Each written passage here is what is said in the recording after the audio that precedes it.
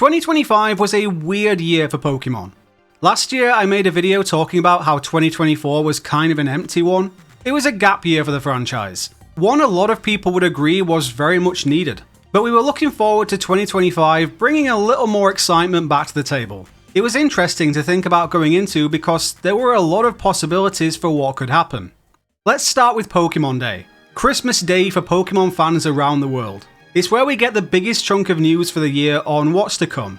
I mean, we already had one thing we knew was coming. Pokémon Legends ZA, the newest mainline game, was very vaguely announced in February 2024, and then we heard absolutely zilch about that title for the rest of that year. So mainly, we were all itching for more news about that. And that news came on Pokémon Day, where we finally got a glimpse into, for starters, what this game actually looked like.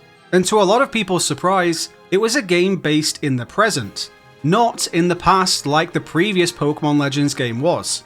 That got a lot of people talking, because the idea of looking backwards into the lore of Pokémon's region's past is a very lucrative one.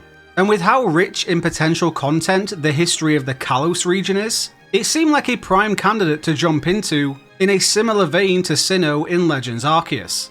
But nope. Perhaps this was actually gearing up to be a stand-in for the XY third version / Pokémon Z game we never got 10 years ago. Also, we got the news that it was releasing in late 2025.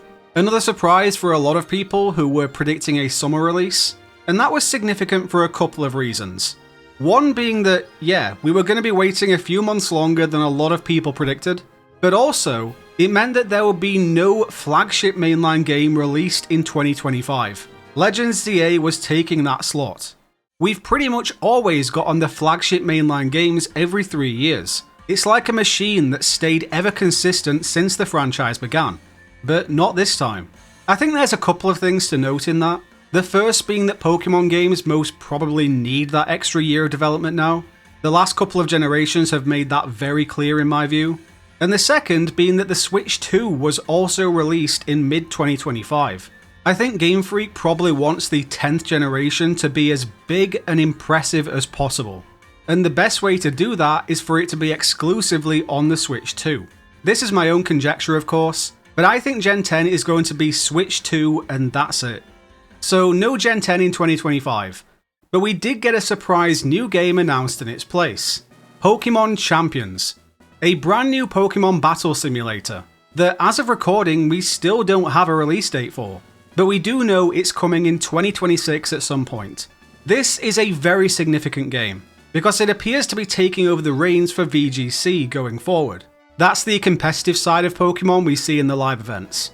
Up until now, VGC has always been baked into the latest mainline titles. And that's fine, but it really is shoehorned in, and tucked away in a certain menu. It's a very niche thing to get involved with at the moment. Pokémon Champions could be about to change the game completely by offering a dedicated platform for Pokémon battling across both console and mobile. That in itself is huge. This game could be about to open up so much accessibility for the VGC side of Pokémon. Everything in one place. All the relevant stats and Pokémon build options are laid out simply and concisely. This game is gonna consume me next year, I just know it. Speaking of the Switch 2 as well, this was the year Pokémon Scarlet and Violet finally got a performance patch, shortly after the console was released. Kinda late, 2.5 years down the line, but now the games run really smoothly. If you skipped out on these games because of all the pushback around the performance, and you happen to have picked up a Switch 2, now would be a good time to give these games a try. They're good games overall, they were just so let down by how they ran. The textures are still a bit weird in places, but I don't get motion sickness from them anymore. That's huge for me. Yeah, give them a go if you haven't already. They're really fun games, if you ignore Twitter. Mobile games were obviously going to have things going on, such is the nature of those things nowadays. New event every week it feels like. The biggest intrigue there, for me anyway, was around how the newest mobile game TCG Pocket was going to pan out over 2025. It released near the end of 2024 and enjoyed a good opening few weeks. It just needed more cards adding to the game. And we definitely got that. Some would say they were released too frequently. It's me, I'm some. It's a weird complaint though. I think TCG Pocket is just one of those mobile games you have to be really invested in to get the most out of it, in terms of time and money. Same as Go or Unite. There's been a new pack released every month in 2025. So for someone like me who literally just opens their 2 free packs a day, you are always going to fall behind. That kinda just is what it is though. If I was big into the variation of the TCG that you can play competitively on there, I'm sure a bit of money here and there would be justified. But I'm just not, so I haven't opened the app in a couple of months now. If you're really hardcore into the game, I'd be interested to hear how it's going for you in the comments. What are your thoughts on how 2025 has gone for it? Let me know. Then we come to the later stages of the year, and we hit a bit of controversy on the mainline side of things. Trailers and teasers were starting to speed up for Pokémon Legends CA. New info, new megas, that was all good stuff. But then, a DLC got announced. A DLC for a game that wasn't even out yet. Not exactly uncommon nowadays, but it still understandably caused a stir. Because obviously the game isn't out. You're asking people to purchase DLC content for a game they don't own yet, that they don't even know if they'll like yet. It just seemed like they were jumping the gun with it. At the same time though, thinking about the likely timescales of the things that are coming next, they're not going to want to be promoting and releasing DLC content for Legends ZA when they're in the midst of hyping up Gen 10. That's going to be one huge release cycle. It's a massive milestone for the franchise too, with it also lining up with the 30th anniversary of Pokemon in general. So begrudgingly, I have to admit that it makes sense to get the Legends ZA DLC out there early-ish, just to have everything out there so they can switch focus to Gen 10. Weird situation, bit of an unideal squeeze. It was Pokemon without a bit of controversy nowadays, eh?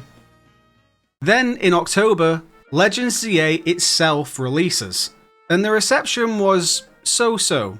The issue with mainline Pokemon now is that there are 2 factions of loud minorities online. One of them will glaze the games regardless of what they are. It's almost like a toxic positivity kind of deal. And the other half will scorn at them based purely on a couple of cherry-picked screenshots on Twitter, despite never playing the game and having zero plans to.